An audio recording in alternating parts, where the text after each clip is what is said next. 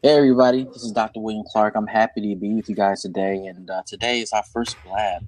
Wow, our first blab, and this is a blab about leadership conversations, and I'm happy to be joined by Dr. Philip Foster and Dr. Latanya Hughes, good friends of mine. And on today's leadership conversation, we're going to be talking about the officeless economy and how that really impacts the world of business and ultimately even you as an individual, whether you're a business leader or individual working in an organization or even as an entrepreneur. So I think it's going to be a really good topic today. As I mentioned, I'm joined by Dr. Philip Foster and Latanya Hughes. I'm going to allow them to introduce themselves, and then we're going to head and get started in the conversation. Philip, you want to go first? Sure. As you said, my name is Dr. Foster, and my area of expertise is actually in strategic foresight and strategic planning. And I guess you can call me a futurist. I like to look around at what's happening today and pose questions like, what if this happens? What if driverless cars actually happen? What if what if the economy goes bad? So I ask these general questions on a regular basis. My day job, I do consulting work. And when I'm not doing that, I'm writing books. So Sounds like fun. Latanya, are you still there? our friend has left us. Yeah, she seems like she left us. I'll just X her out and then see if she comes back. So for those of you who are watching, I'm Dr. William Clark, and I love leadership and I love strategy. And it's the reason why I have my doctorate in it. And it's one of those passion areas of mine that I've gotten an opportunity to really build a skill set and competency in. During the day, I run a small nonprofit here in Hartford, Connecticut, and we focus on workforce development and relationship building with employers in the area. So there's a lot of leadership opportunity there that we're looking to build amongst our job seekers and employers. And, it's an exciting time right now to be studying leadership and to be practicing leadership. In addition to all that, there's a little bit of consulting that I do and some training that I do as well. So I'm not sure if Latanya is back online. Latanya, are you there? Or are you still trying to join us? All right, it looks like she's still trying to join us. So Philip, while Latanya is getting connected, we're talking about the officeless economy, a topic that really doesn't make sense when you say it out loud, but there's something behind it. So can you kind of lead us into this conversation about the officeless economy and what you're thinking about when you say that? Sure. Well, first of all, the idea is not new. I cut my teeth in the 80s in the business world, and we talked about it in the terminology of telecommuting. Now, back then, telecommuting was this, high-tech space age thing where you had to have a bulky computer and this really noisy modem to connect into the so-called internet. Today, that technology is totally different. And the possibilities of remoting is so different. I mean, we just talk about our cell phones alone, our smartphones make us a remote society already, or a dispersed society. So when I'm talking about it, I'm actually talking about the idea of working from anywhere in the world at any given time, producing something. Now, we have to understand that we're talking about individuals that are connected into what I call the knowledge society, or their knowledge workers. In other words, they're not necessarily building a widget, but they're using their brain and their skill set to create a solution or an idea. And we can lead into some other discussions on that here in a moment, or in other topics that we speak about. But the idea of a remote economy or an officeless economy is that we do not get in our cars in the morning and commute to a given office location. And we therefore are working from home, maybe the Starbucks or other coffee shop or so forth. So that's what I mean when I'm talking about an officeless society. It looks like Latanya's trying to log in. Mm-hmm. Mm-hmm. So that's interesting. Now, you mentioned going back to the 80s that this has been a concept that we've been kind of kicking around as business leaders, as business owners, as large corporations have started to scale down their real estate footprint. Where do you see the application today when you talk about the officeless economy? Because then you're talking about telecommuting and all that good stuff. And even probably as little as 10 years ago, telecommuting was still a big deal, and productivity and measuring productivity was a challenge for organizations. Where do you see kind of the application today with the officeless economy? Well, what I see are organizations moving toward this concept because they want to save money. And obviously that's a big draw for that. Now, where I see this going is specifically in the area of knowledge workers. When I say a knowledge worker, I might mean a consultant. I might mean someone that does marketing. I know for a fact, I don't know if you've been on cable television anytime in the last, 10, 20 years, but you might have seen QVC or Home Shopping Network or one of those jewelry television. All of those organizations use remote workers to do their sales. These individuals can log on at any given time and work a shift, and they receive phone calls through their computer, and they use their computer to complete the order for these people who have called in. And so we're looking at this happening in call centers. We're looking at it happening in technology and so forth. So I see this in organizations that the jobs do not require them to sit in an office day in and day out. Now, I want to be clear. I'm not saying we're going to get rid of offices altogether. I don't think that's going to happen, specifically when we're dealing with organizations that serve humans, for example. Not-for-profits, I know, William, that's real close to your heart, dealing with not-for-profits. They deal with humans. So, we're not going to be able to do away with a doctor's office. They deal with humans. The grocery store, we may not be able to do away with, all the people working in the grocery store, albeit the Kroger's I go to, I'd self-check out.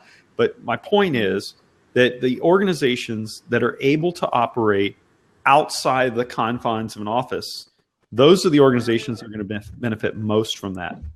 Interesting. Let's take a moment and pause. Latanya, thanks for joining us. Just wanted to give you a chance to introduce yourself and then join the conversation. I don't know what was going on. I was fine until we went live, and then everything died, and I was like, wait.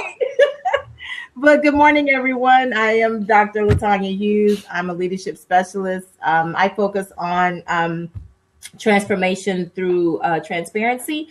So I believe in uplifting leaders so that they in turn can impact the communities within their own respective organizations. So that's kind of my little thing, my little bit. If you cannot tell, I am a part of the office list. You and Philip. Economy. And I don't think I am primed anymore for the office economy, so to speak. I think that the times that we're living in has transitioned so much. The dynamics of everything. I know in certain markets, it's encouraged to help, with traffic. For instance, I used to live in Northern Virginia, and the traffic is horrible. So a lot, especially with a lot of the government employees, so they encourage telework. They call it telework. You work from home so many days a week to help with the traffic. And we need that in South Florida, I believe, because the traffic, even though I work from home, I hear a lot about it from, a lot of colleagues and peers and people around me about how bad the traffic is. And actually, the South Florida Business Journal is having a discussion, or recently had a discussion, a panel of where they talking about to ease the pain of the traffic. Encourage. One way would be to encourage employers to offer telework. But like Philip was saying, there are going to be some industries, some roles that telework is just not possible. You cannot examine a person from, via the computer. Yes, you can. There are parts where a doctor can look at the screen, but the difference they're talking with engage versus, I teach online. I can Skype with my clients. There are things that I can do, like Philip was saying, take orders, in that that's the sign of the time. Well, and then we're increasingly in a global economy. And so that allows us to also reach more people by being able to have this officeless economy where everything is so I think we're going to see increasing more that this answer to a lot of some issues and some initiatives on both, from organizations, but also as it affects communities, i.e., lots of traffic and people on the road as people are migrating to areas where jobs are in high demand.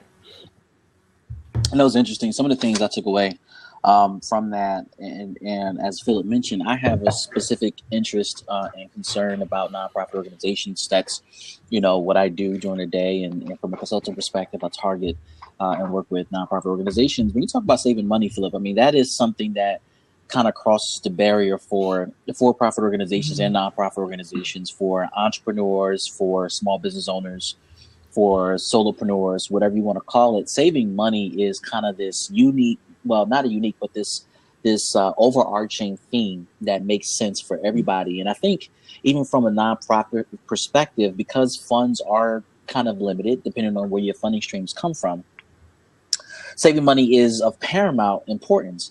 It is a challenge, though, for nonprofits to figure out when and where to become officeless. So there are nonprofit organizations that do have physical touch points with clients, just like any other for-profit entity, where there's a transaction that's taking place. For instance, if you're talking about a homeless shelter, if you're talking about a nonprofit that serves animals and their owners, or nonprofits that do workforce transactions like finding jobs, like there are instances where a physical building, a physical footprint is needed. But then there's kind of this other side of nonprofit organizations who are kind of the thought leaders, right? Who are the brains behind the operations of the nonprofit, who may not need to be in the physical space. And that may be the opportunity to become officeless and save money. So, Philip and Latanya, as persons who kind of live the officeless life, what are the pros and cons to being officeless as you see it? Ladies first. Philip, I'm going to let you go. All right. Well, one of the challenges, obviously, I do work from home. This is my home office. But one of the challenges that I run into is staying focused. That is a big problem. As a matter of fact, if you get online and you do any Google search on working from home, telecommuting, whatever you want to call it, I call it cloud working or cloud workers or clouding. That's kind of my terminology I use in my books and my articles. It's staying focused. It's very easy for me to sit here and write for an hour and then, I need to go get a glass of water. And then I go into the kitchen, and then next thing you know, I'm cleaning a cup, or I need to go check the mail. Or so staying focused, having a pattern that you stay in is very important. We stay in patterns in offices. We check in at a certain time, we leave at a certain time, we eat lunch at a certain. So there's schedules that we have. The same holds true, at least for me, in my office. At home, that I have to have certain schedules and patterns that I follow. Now I'm going to get out of the way and let my esteemed friend here tell me about her experience. So.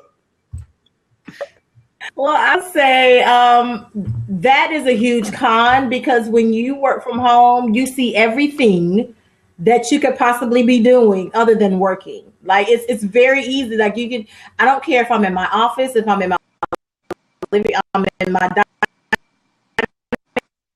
room right now, or if I'm in my living room or my bedroom, that's something that I can do one thing, and now you spend 2 hours cleaning the house when there's other things that more pressing that you need to do, like writing or reaching out to your clients to make sure they're okay and staying on track. So one of the things that's critical with the officeless economy and working from home is this: you have to be disciplined and have self-control. The other thing is it can be monotonous, just like going into the office is monotonous, staying at home working is monotonous. So there are times when I purposely will leave the house and go work. I don't care if it's just to the Starbucks across the street for 20 or 30 minutes. It's to get out of the house because you can get lethargic. It's just like you get claustrophobia because you're in your house. And so that's one of the things that you've got to do to stay engaged with your own work and with everything that you're doing is sometimes you've got to get out, even if it's just to go stretch or just work for an hour outside of the home. That's very important. One of the things Philip said was have a schedule. That's very true. Just like you have a schedule if you go to a regular 9 to 5 in somebody else's office, you need to have a schedule. I'm actually in the process of redefining my own schedule so I can be more productive. I'm not bad with time management, but I could be better. And so I can maximize the time that I have in a day to get the things done that I want to get, and even some more things. I've got to redefine how I do. So what I do is I time myself. 30 minutes, I'm going to be doing this. 2 hours, I'm going to do this. I dedicate that stuff and I set the timer on my phone to clock myself so that I don't spend myself like social media can kill your day. You can 6 hours posting to Twitter. And yes, is that beneficial? Yes, but 6 hours of social media is a lot. So no more than 2 hours. When it goes off, whatever it is I want to say, note it. It's gonna be moved to the next day or the next topic, because if you don't manage your time, it will destroy you. Now, benefit, of course, as we know, you're home, you're saving money because now you're not burning gas. You're not going out to eat as much for lunch, and breakfast. So that's 2 meals that you're saving money on. There's gas to and from. So you're saving money. You're saving time because, of course, you can get up and, it's right there. You can work whenever you want.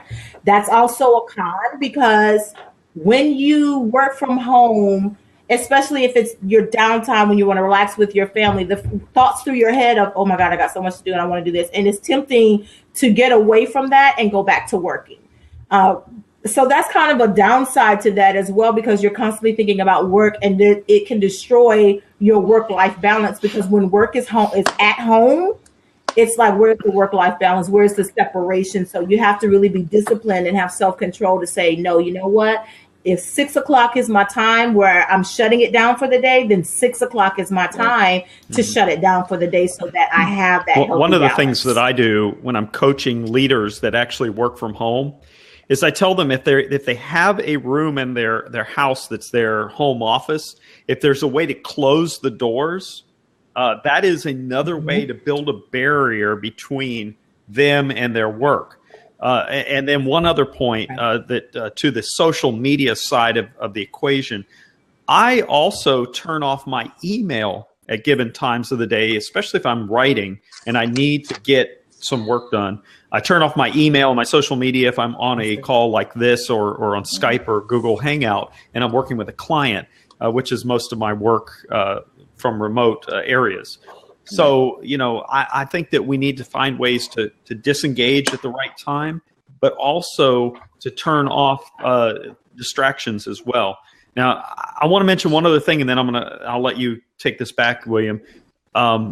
Leaders do not just, bless you, leaders do not just do this to save money for their business.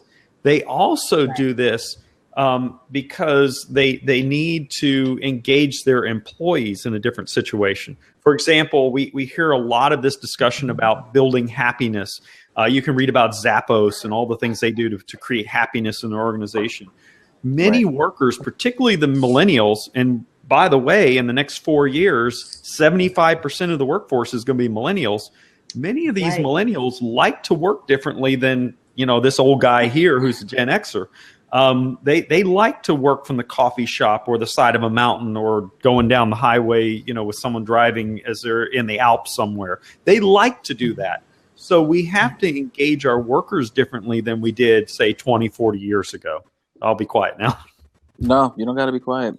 That's good stuff. That is good stuff. Engaging workers differently. I remember in our alma mater, Latanya, I remember we took this, it was a talk that we had. It was probably the first talk we had with Dr. Winston. And it was our first entree into online, what do they call them? Discussions. and the article was about millennials working different and the different cultures and what's happening that's different in the workplace. Yeah. And one of the things I never forgot about that article, it had to be an article from either 2011 or older. But one of the things I never forgot about that article was the fact that some way, somehow, there's a belief system that from a career perspective, people that are younger, right, the Generation X and Y, are looking to have alternative careers that spans multiple organizations, right? So the days of being in guilds, the days of being a part of a set of disciplines is kind of coming back. Right. And a commitment to an organization or a title or a job is going away. Now, this kind of speaks back to what Philip, what you were saying, which is people have a greater interest in, not only working in a variety of places because the scenery is different, but doing a variety of things. And that's one of the things I took away from the article. And here's kind of an example of that. So, I'm workout challenged, if you know what that means, right? And I'm just not one of those workout guys. I could never tolerate the gym because of the stagnant nature of the gym. Now, they can put the TVs in there. They can have all the shows I like to watch, sports, whatever the case may be. And it would not motivate me to work out the way I want to. But recently I got into cycling, and cycling is something that's completely different because the scenery changes from inch to inch, from mile to mile, and there's this constant change that I enjoy. And then at the end of the day, I realized I covered 25, 30 miles and didn't even realize it, right? And it kind of goes back to the desire to have a different type of background and this concept of being in this office, this organization is kind of like catching on because it gives people a chance to kind of change the way they're doing things. Now, I see here in the comment section, I Can Do Dave talks about the book Leadership as Martial Artists. And Dave, I'm going to just paraphrase this here. The book kind of talks about leading self, which we call self-leadership before leading others, and the importance of that. Philip, you want to talk a bit about self-leadership, or Latanya, let's kick it off with you. Talk a little bit about self-leadership and how that may influence the officeless economy that we're talking about. Well, one of the things that you have to do when it comes to the officeless economy and leading yourself is know who you are, know what your strengths are, what your weaknesses are, and so you can use both to your benefit. I know it's kind of strange to say that a weakness is a benefit, but it really is, because it can only serve to make you better. And in the long run, you can help others be better as they transition into this type of role. I get questions all the time about how do I do everything that I do in a day, or how can I do it to be better? Well, it's trial and error.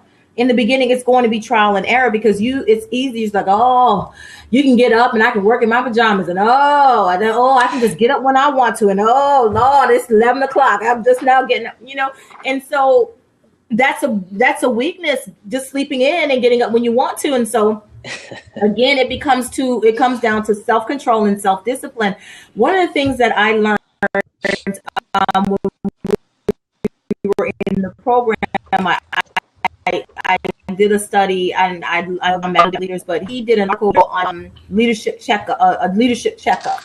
And I do this frequently. I check myself as a leader, and I assess myself. Where am I as a leader? How am I doing? And I check myself on certain things so that I can make sure that I'm growing as a leader, because if I'm not growing, how can I help someone else grow?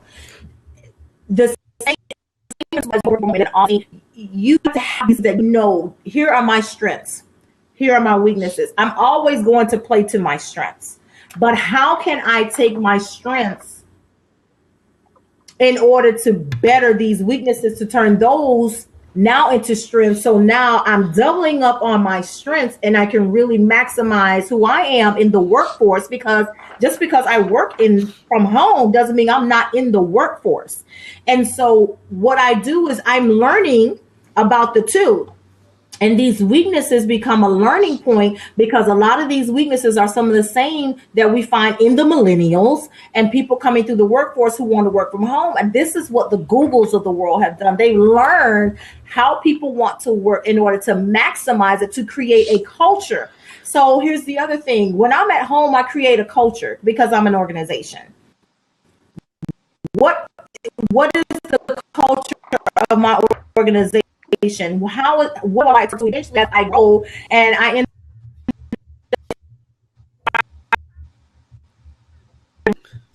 in an office?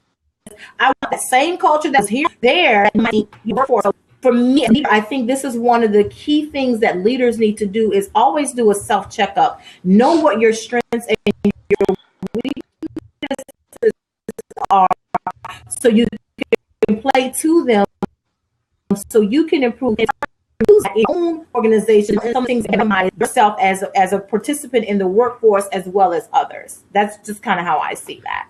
Mm-hmm. I would like to just address this from the flip side of things, since leadership is near and dear to all of our hearts. The big question I get from CEOs and other executives is this idea of how do we know that these employees are doing what they're supposed to be doing from home? I mean, it's one thing that we're motivated and we are able to show up dressed up, and act like we're actually going to an office. But the other question is from the executive side, how do I know that you're doing what you're supposed to do?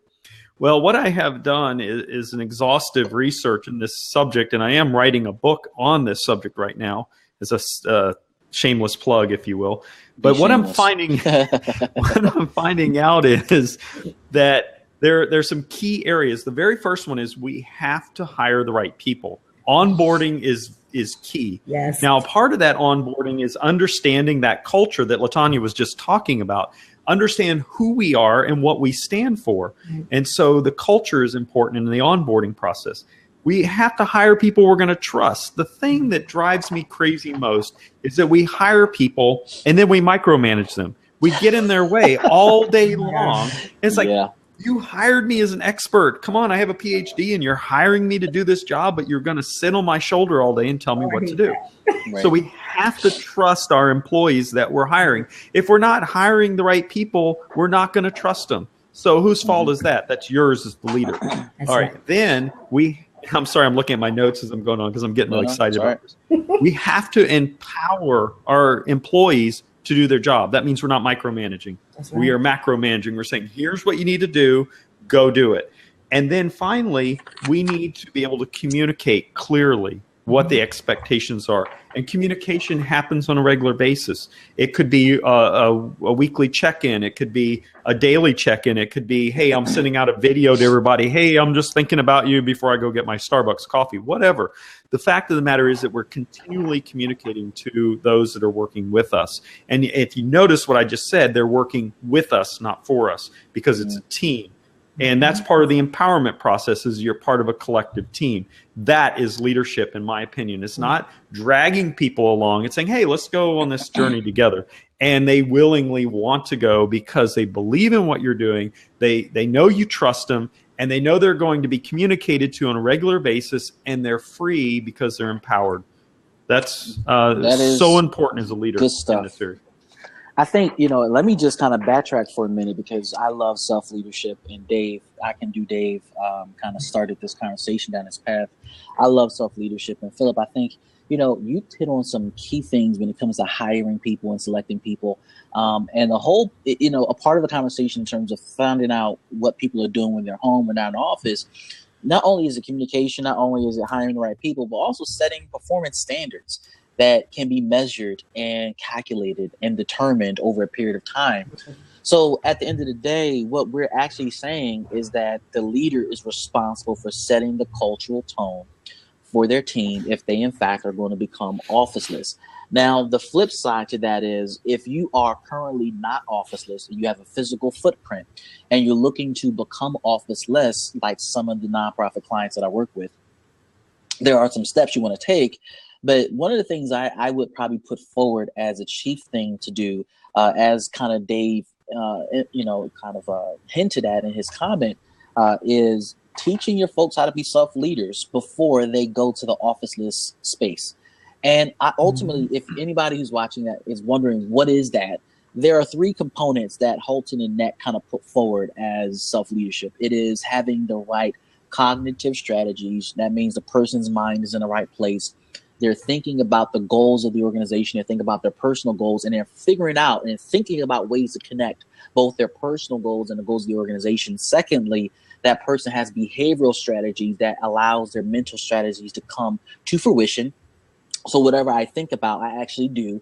And then thirdly, there are what they call natural rewards, or what people feel as a natural reward or benefit for doing what they've planned to do.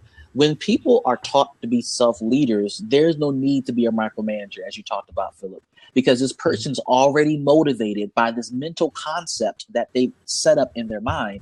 And if it's done correctly, that mental concept it emanates from what the leader has created within the organization. So I'm certainly buying into the fact that self-leadership is critical. And then as you and Latanya talked about, even from your two perspectives, discipline is needed to be home, right? Because there are so many distractions that can take place. I know there are times where I tell my wife, hey, I'm coming home early, or I'm going to cut this short and come home and try to do something. We're going to get home. And the reality is that is not going to happen. I have a wife and two young, active children. That is not going to happen. And my reality is they are my life. And once I'm home, no work really gets done. That is a reality situation, right? So there has to be recognition that if you're going to do this, or you're looking to enhance what you're doing from an office's perspective, you got to be true and honest about what's happening around you. I think that's good. I wrote down a couple of points from when the two of you were talking. And I think one of the things that boils down to is you have to, as a leader, you have to know what you're looking for. When you're looking for talent, particularly in recruitment strategies, there's something that's called person org fit.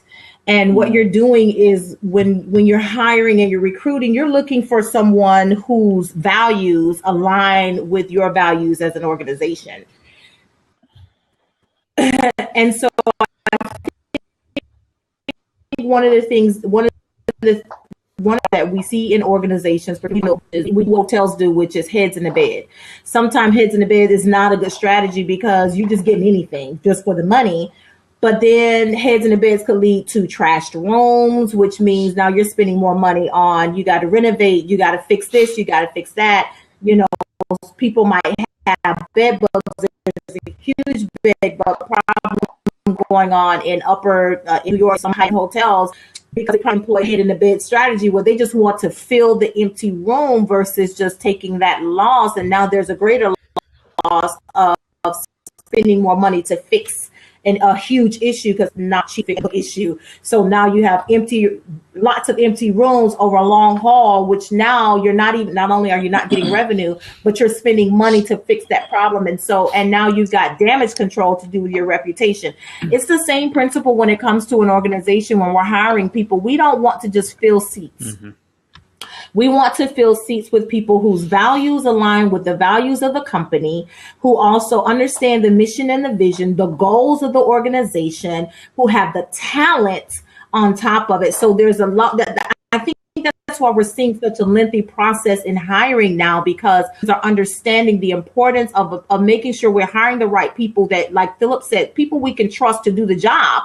Not just because on paper you look good, that's great, but what are your values? If a core value in the company is integrity and you lack integrity, I'm not hiring you just because I can't do what I believe or want you to be doing. So I think that as we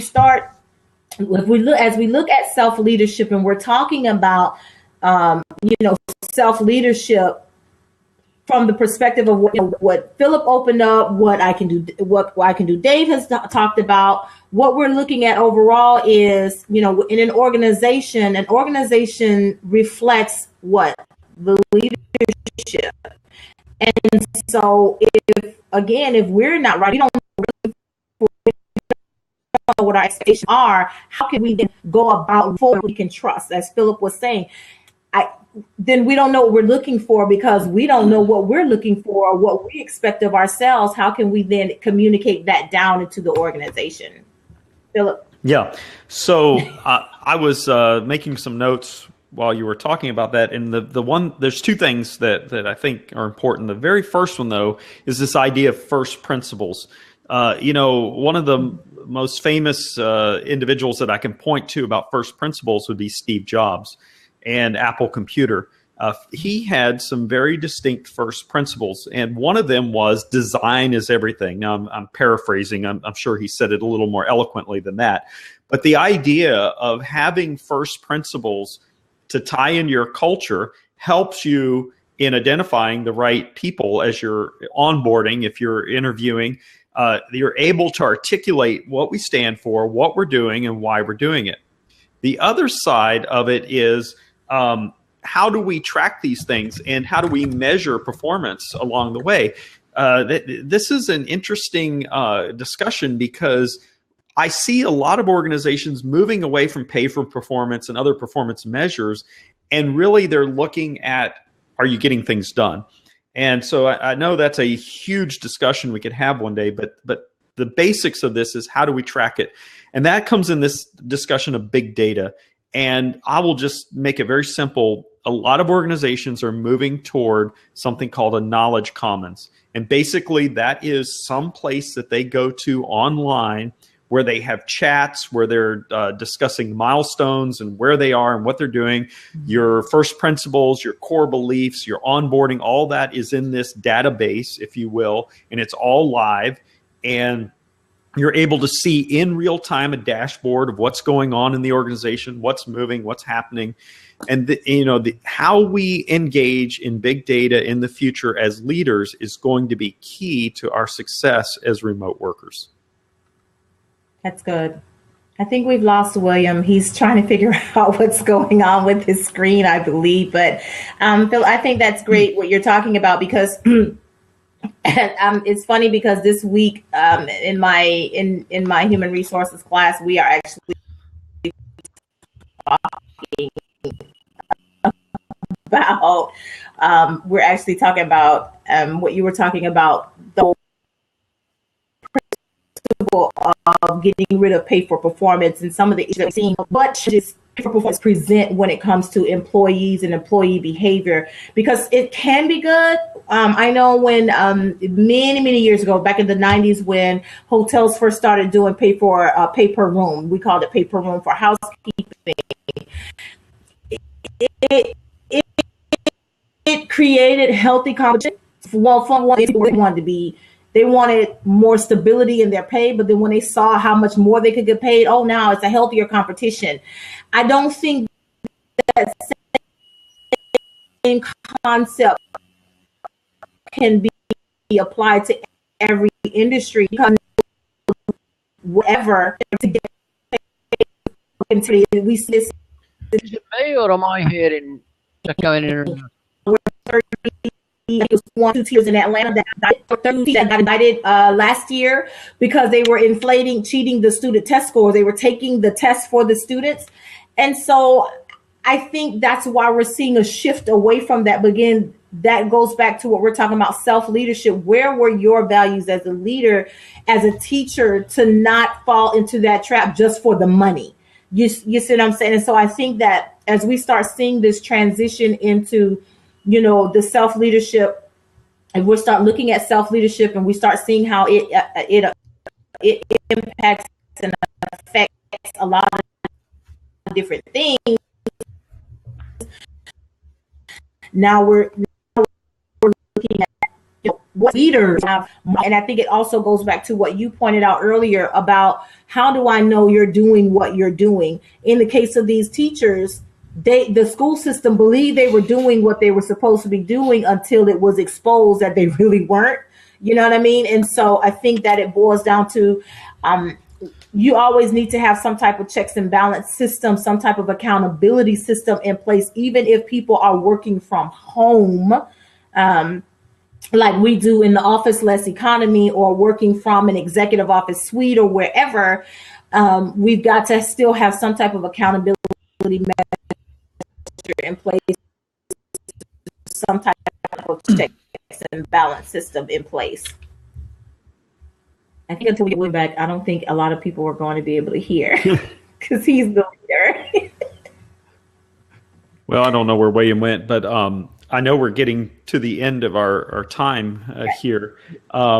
I could talk about this all day long myself, but I know that we have other things to do. I think that this certainly captures a direction of discussion that we need to have. I don't know what's going to happen in the future. I cannot predict the future, but what I can do is look around and see what's happening today. We're seeing this unfold before our eyes. I think that there are some huge discussion points that are coming that society needs to have. Like, how is this going to impact real estate? How is this going to impact entrepreneurship? Human resources, which is a leadership issue. How's it going to impact technology and the availability of technology?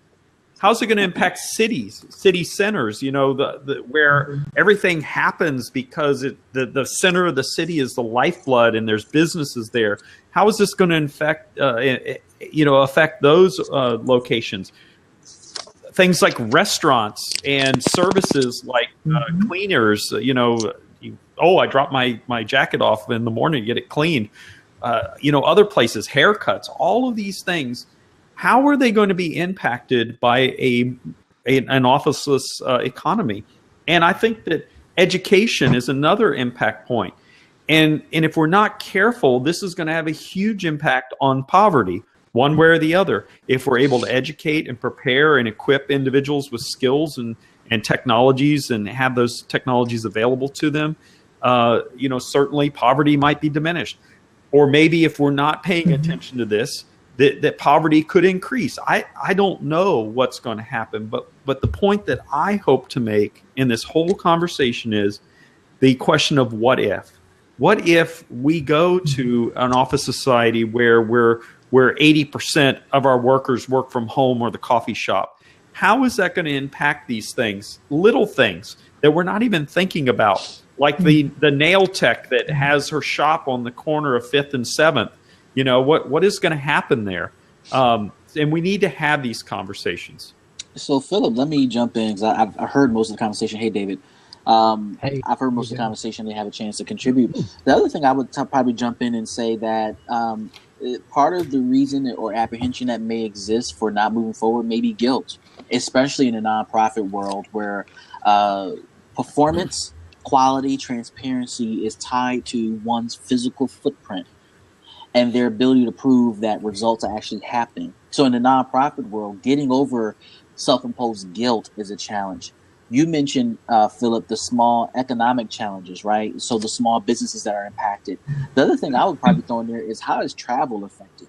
I was talking to my wife the other day, and I used Uber to commute for a business trip I recently had, and just thought about the fact of how big Uber is and how big commuting is changing, right?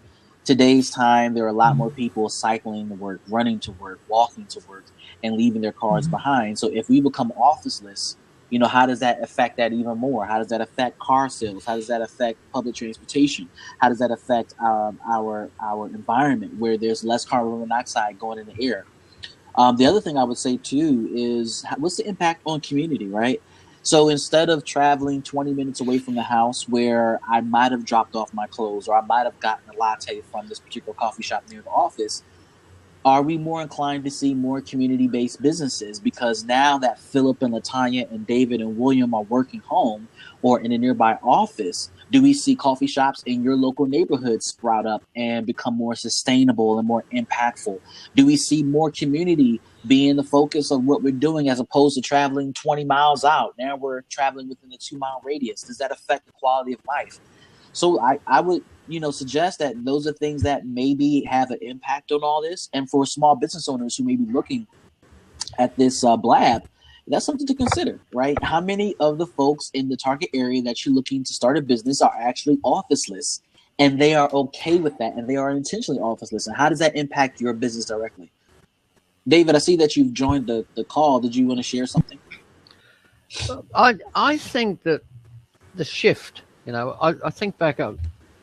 I worked for Telecom Australia back in the, I worked for them for 18 years. I worked in HR and employee relations and all these other places.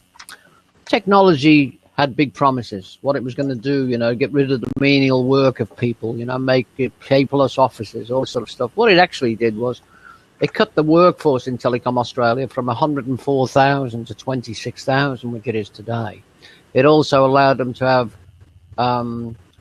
call centers in Pakistan and India and anywhere else. And so in one sense, it's helped those countries, third world countries. They're getting their stuff for cheap. They don't pay a lot of tax and all this sort of stuff. And transfer pricing was brought in and all these sorts of things, all the things that big business seems to concern itself with, which is saving money so as they can pay its shareholders. The shareholders are an evil necessity, but I think what happens is I work out of 4 offices and I do kind of effective communication and leadership coaching and stuff like that. I have an office in Melbourne, but it's not my office. It's a cafe that I use, which one of the better cafes. There's a building I use in Melbourne to meet people. There's a building here in Frankston where I live in Victoria in Australia. I think it shifts the economy a little bit. So the coffee that I would buy local when I was working in the city, I don't buy anymore. But I buy coffee in 4 other shops when I'm working because I travel. I travelled to Adelaide recently, drove over there and back, and that's a 780-kilometre journey to go over there and see some people. Went to Ballarat last week. That's a 280-kilometre round trip. I bought coffee on the way and sandwiches and different things. So I'm moving. I'm spending my money in different places. Little country towns are more prosperous because of people like me moving up and down the place. So I think it moves things a bit. The fear I have, if there's a fear, and I'm 71, so that I'm not worried about being in the workforce as such. I work for myself and I'm very happily engaged in doing that, and I'm doing all right, thank you very much. And it's just by word of mouth, which is great. I work for 2 corporations. I go in and teach their execs how to connect with people because they're used to having people doing everything for them, but they don't do management by walking around and so on. My fear, I think, is the world of work as we know it will not exist in 5 years, 10 years time. The millennials will do what they do for the reasons they do it, and they're not looking for longevity in jobs. They're looking to be creative and self-determining and all these sorts of things. If you look at that, it may help developing countries with call centers and other things, and India is a big IT place, and so it'll shift a little bit from Silicon Valley, some of the stuff. In 10 years from now, though, I don't think we'll recognize the place. People will be doing less commuting, and as you said, William, that, I hear that someone who drives a car shoves 89, whatever it is, cubic liters of bad stuff into the world. So at least we'll sustain our planet, if people don't use cars. But if everyone is working for themselves and doing what we're doing, teleporting on any of the other things, who's actually producing anything? No, I don't mean it in that sense. We're producing knowledge. We're doing the work. Who are the makers now? Who, they're not done in our country. There's no cars built in Australia anymore. Ford, Holden, all of them pulled out. The manufacturing industry's gone. The agriculture's gone. In 1900 in Australia, 92% of people worked on the land. Today, it's 7%. And people are starting to have their little allotments and little plots to grow their own vegetables now and things, which incidentally, when I was growing up in Britain, every household had an allotment somewhere away from their property to grow vegetables and things, and the community helped each other. So I think all of this is going to take us back to that. I think communities will become bigger. I think people will help each other more. David. And the trouble... You know what I mean? Yeah, that's what I think. One of the things I'll probably put out there for conversation is if we have more people becoming officeless. One of the most creative businesses I've heard about in recent years is Regus, R-E-G-U-S, and I've heard them primarily, at least in my listening, market their services on sports talk radio. but they've consolidated real estate in strategic areas and offer temporary space. And for me, Right. David, in response to what you were talking about in terms of who would be the producers, one of the things I'm seeing in my line of work here in Hartford is that people are becoming more creative in how they use real estate. And real estate creativity is probably the next frontier in all of this, right? So there's not only shared office space like with what Regis is doing, but for people who are actually producing products and widgets, how can I share space effectively with someone, save on rent, save on overhead costs, and still produce as much as I possibly can? That is kind of the next thought process that's happening, right? And people are no longer, feeling egotistical about having their own office space, right? That used to be, Philip, tell me if I'm wrong, that used to be kind of the badge of honor that if I'm a business owner, I got my own office with my name on a plate. Today, that doesn't even matter because I'm on Facebook, I'm on Twitter, I'm on Instagram, and I can serve my clients, from wherever, whenever, and it doesn't even matter anymore. I agree, and it's interesting. I worked my last 8 years of work. I worked in mental health, not for profit. Prior to that, I was a youth worker. I worked in telecom. I've had 5 careers, but I worked in youth work and social welfare for years. Well, my wife was the manager, and I was kind of support to her and doing my own thing besides.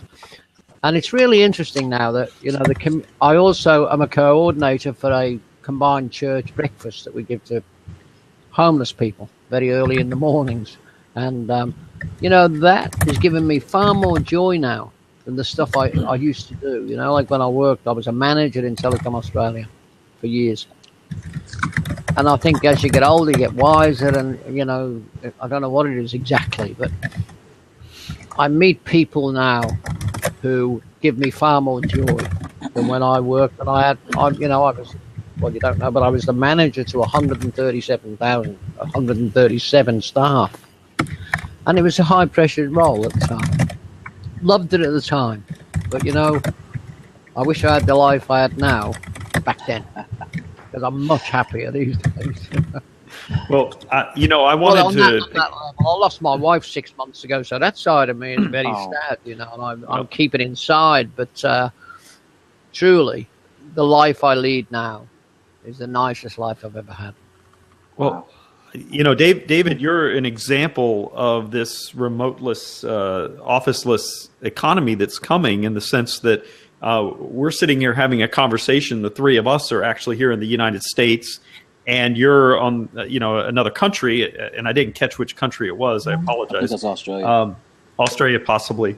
But my point is this: you're right. I mean, who's going to make things? And obviously, this is a rabbit hole that I don't want to go down today. But I truly see us becoming a maker society.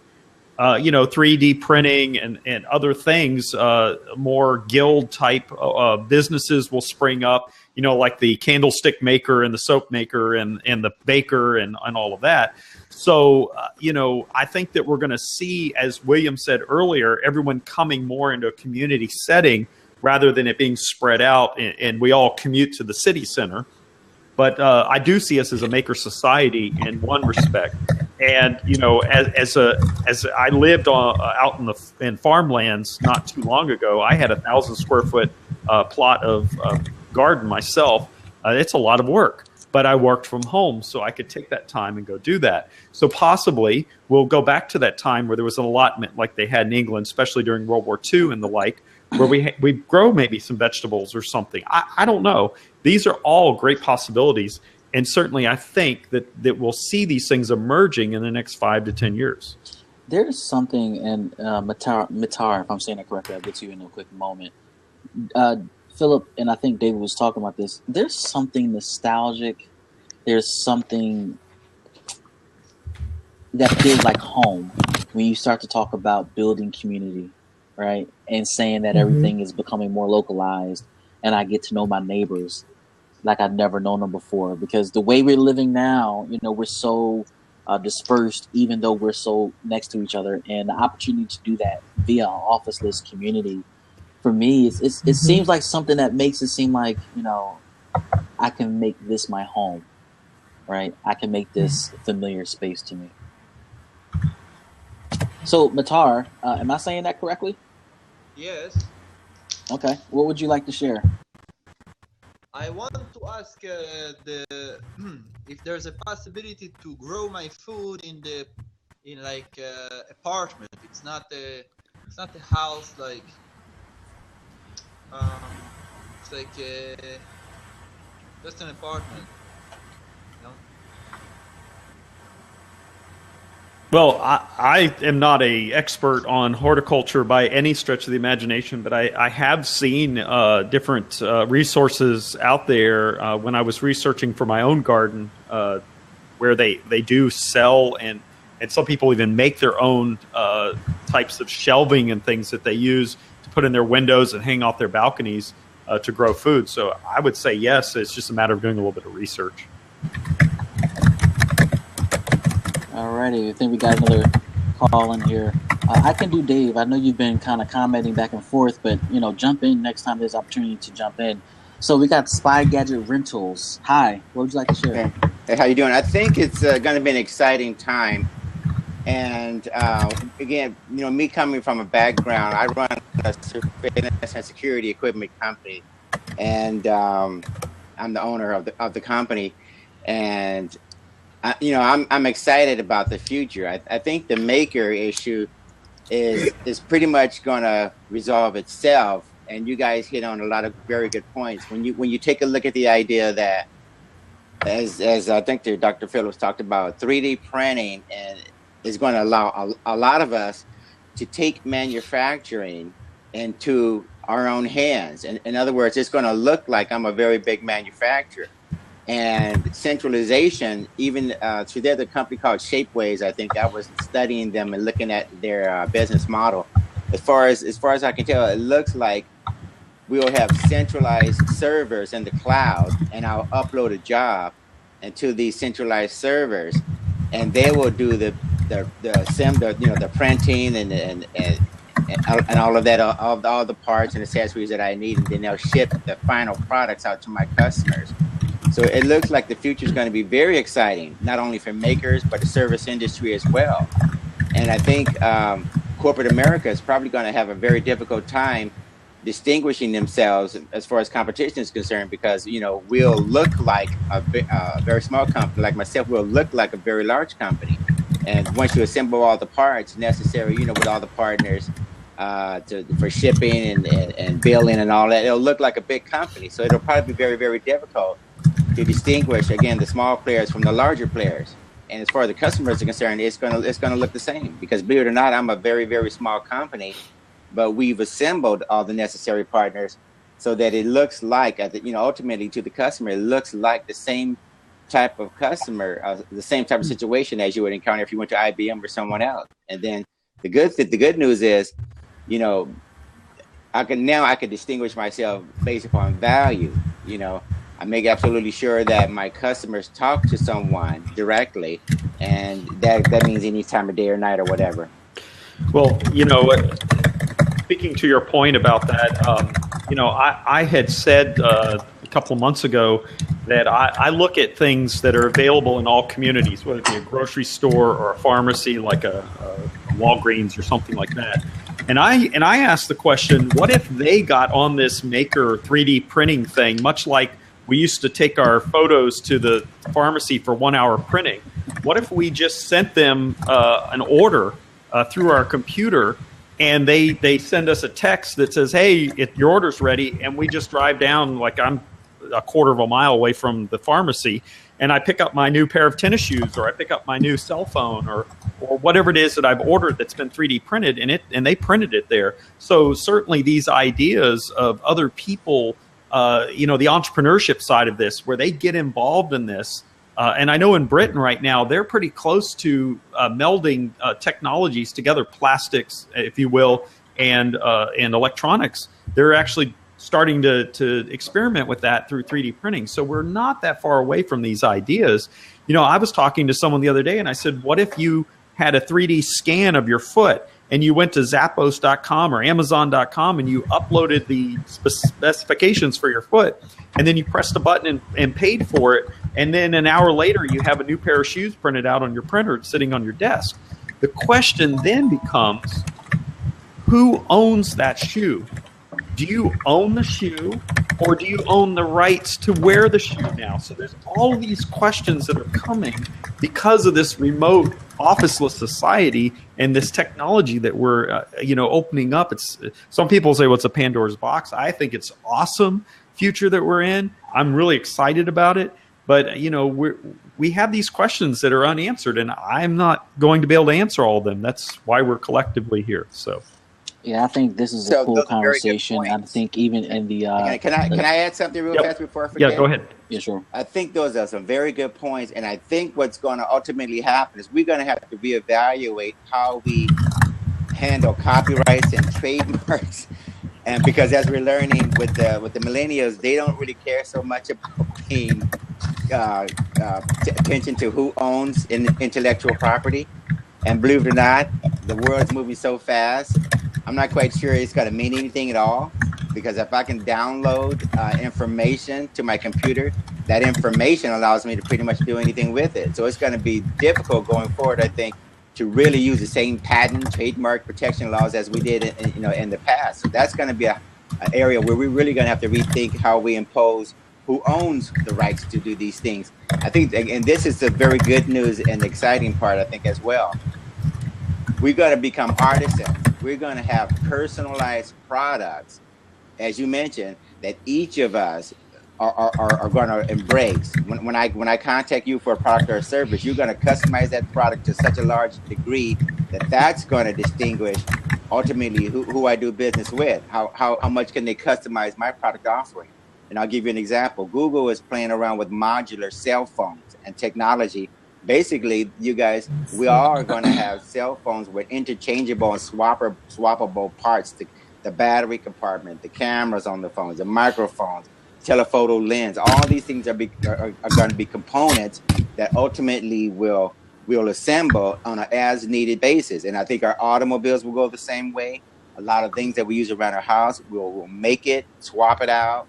It'll all be modular. It'll all be very personalized. So yeah, I'm very excited, and I think we'll all ultimately be entrepreneurs more than likely.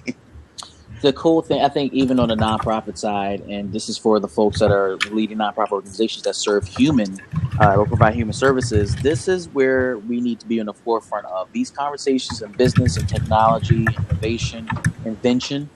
For the clients that we're serving, that we're trying to prepare for future job opportunities, or to become self-sufficient, or to become to experience some sort of life change, this is where the conversation starts, right?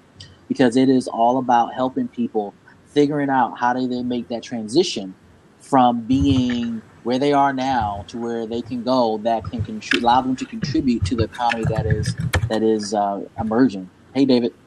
Yeah, hi. I think in all of this, we can't be too mesmerized by the press and by politicians and people who are trying to tell us that, we're an aging society, healthcare is the biggest budget item, and it certainly is a big budget item, but it's like they're speaking Armageddon, that if we don't do this, we're going to collapse because the old people are going to take over the world. But old people have got wisdom. They can be part of this productive community as well. And I think often we, and I say that, like the Queen's we fall for the press telling us that, oh, you can't do this and you can't do that. It's a kind of groupthink mentality from the press and politicians to say, we are the only ones that know the answer here, so just trust us. And in America, you've got your own issues right now with Donald Trump and other such people, But in my country, our government is trying to raise taxes because they say that, we can't sustain, pensions and things. My question is, I've paid taxes for 50 years. Why are you telling me you can't sustain mine? But I think we're going to be safe. I think we're going to be okay. And I think what the last speaker was saying is right, that we are going to become, whether we're knowledge worker artisans or whether we're making little products or whether we're making something to contribute to other things. Can I just tell you a quick story? And it is a story, but it tells the point, I guess. A little old lady walked into a town one night and she was wearing a big dark cloak and her hair was a mess and she was raggedy clothes and everything. And she walked into this little green in the middle of this village. It was early in the morning. Daylight was coming. And she took from under her cloak a tripod, metal, and she stuck it on the ground. And out of another pocket, she took some sticks and she lit a fire. And then she took this pot and hung it on the tripod. And in it, she put a rock. And there was a tap across the road and she filled the pot with water. And the water started to boil. She had this rock in it. And a neighbour who was watching from behind a curtain and came over and said, "What are you doing? Why are you in our town?" "Oh, I'm tired, I'm hungry, I'm making some soup." "Have a taste," she said. And he tasted, he said, "It's just boiling water." She said, "What do you think it needs?" He said, "I think it needs some salt." So he went to get some salt. Tried it. Needs something else. Another neighbour came, said the same thing. She said, "What do you think it needs?" He said, "I think you need some potatoes." And he brought some potatoes. And this was going round this little village and they would all bring in different ingredients. And at the end of it, they all ate a marvellous meal. They all got on together well. And they formed a community. I think that's where we're headed. I think that regardless of technology, we're individuals in a community, and I think together we'll get through. I certainly hope so, because I'm loving this community conversation. Yeah. Well, let me, real quick, William, I know we're out of time, but there was a question posed about software tools that help managers with remote monitoring. There are software tools out there. 37 Signals is a good example of a company. All you have to do is do a search out there for remote office data productivity, and these all these different software products come up. I know that there are tons of them out there. 37 Signals is actually the first company, or one of the first companies to come out with a product like that. But there's all kinds of technologies out there that do this type of monitoring and reporting. And so all you have to do is search for them. I don't have a list in front of me right at the moment, or I'd give them all to you. Well, I would contribute to that. It depends on also, as we talked about, I don't know who asked that question, but earlier in the conversation, we talked about managing performance. And if you want to use tools to manage performance, it kind of starts with setting the expectation in the beginning for those leaders who are trying to do that. Some of this project management software that can help you do that is Asana and Bandcamp. Those are popular applications that are out there. And if I have an expectation for Philip to submit something by, tomorrow at 12, I don't know if I need to manage every step of the way, but I know I need to make sure he gets the final product to me by 12 o'clock tomorrow. Right. And that, as Latanya, Philip, and I kind of described, that's leadership. You're setting the tone to encourage people to kind of perform. Latanya, I know you've been hammering away at the chat room here, which is great. Did you want to share anything before we close today? Well, I got some great notes here from today's conversation. I think that this is, like Philip said, this is something that we could really just dig deep into and just really explore deeply. But I think we've shaken some things loose from this tree. And we've really taken a look at the advancement of the office-less economy and where it can go. I mean, we touched on some stuff. We touched on corporate social responsibility, with talking about community. We talked about supply and demand and how things are going to shift. I mean, we've talked on so many different things that I believe that we can take away from this conversation and really expand on it in our own respective communities, yours from the nonprofit sector particularly, but I believe that what we can do is from these talks is maximize what we've shared, take to Twitter, take to LinkedIn, take to social media, continue to engage one another and find out some active solutions to some of the issues and problems that people are having or they're facing with the office-less economy and self-leadership particularly. We've seen people who are passionate about this discussion, particularly as we see the shift even around the world. I mean, we've gotten a firsthand peek at someone in another continent who have years and years of experience experience, and we've had an opportunity to learn from his wisdom. So it's not something that's just North America. It's not just something that's South America. It's not just, this is global, and it's something we're seeing. And I don't think it's something we didn't know about, but until we have these kinds of conversations, we don't really understand the reach and the impact of everything, because it is affecting everybody on a global scale. And so I think there are lots and lots and lots of takeaways. Like I said, we can follow the corporate social responsibility aspect, but at the bottom line, it comes down to trust. Are you a trustworthy employee? I don't care if you're the leader or the employee. Like Philip said earlier, are you trustworthy? Because I'm not about micromanaging. I don't want nobody micromanaging me, and I don't want to micromanage someone else. It's all about macro managing.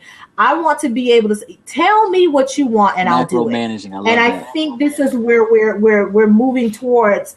And this is, I believe, the value of an officeless economy. I think more of the people who are working in an officeless environment, like many of us who work from home, we're the people who can be trusted because we have self-control, we have discipline, we're good at time management, and we can take those strengths and help other people in turn, so that, again, now people are maximizing their time, and we have more time to get in the community and get involved. Macro That's management. Love it. Philip, any parting thoughts? No, this is really good for our inaugural, I can't even speak now, our inaugural lab. Oh, wow. Maybe I need some more coffee from Starbucks. This has been a really good discussion. I see many of our friends have joined us, new friends now from around the world. And so I'm looking forward to doing this again. I know we have a schedule on that, but I know I'll be back. And this is exciting. Right. Good to be a part of this. Here's my parting thought. I thought that this conversation was fascinating, and it became fascinating beyond the reasons of the interesting topic, but also the conversation at the time was carrying on. I was watching that as it was happening. The folks that joined the call and shared, I've really appreciated. I'll just leave this with those of you who are watching, whether it's live or even on a rebroadcast. Between Philip and Latanya and myself, we love leadership. We love strategy. We all have different perspectives of how it works. We all know what it means, but we have different perspective of how that works and where it can work. And I encourage you to join the conversation every time we're live, to have leadership conversations. Invite your friends, invite your coworkers, invite those that you are consulting or people that you feel could benefit from the conversation. So on that note, I'm going to sign off, and I look forward to seeing Latanya and Philip at our next conversation. And even you, those who are streaming, please join us next time. All right, Thank you. guys. Thank you. Bye. Awesome.